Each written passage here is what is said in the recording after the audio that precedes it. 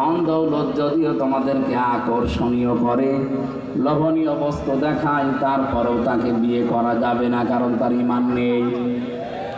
আল্লাহ একটু পরে এটা আবার উল্টিয়ে জানিয়েছেন, এটা তো মেয়েদের ব্যাপারে। কোন পুরুষ যদি মুশরিক হয়, কোন ঈমানদার মহিলা মুমিনা যারা আছে তারা এই মুশরিক পুরুষকে বিয়ে করতে পারবে না। আমার তো মনে হচ্ছে আল্লাহ জানো শুধু নামটা ধরতে বাকি রেখেছে।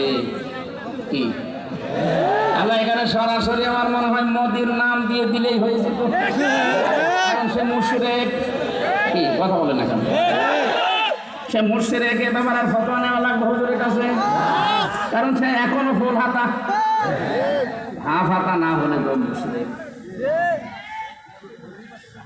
সারা পৃথিবীতে তারা মানুষকে জানায় বাংলাদেশে নাকি সংখ্যালঘু নির্যাতন হয়, অথচ এ দেশে সংখ্যালঘু সংখ্যাগুরু বলে কিছু নেই, আমরা সব সমান।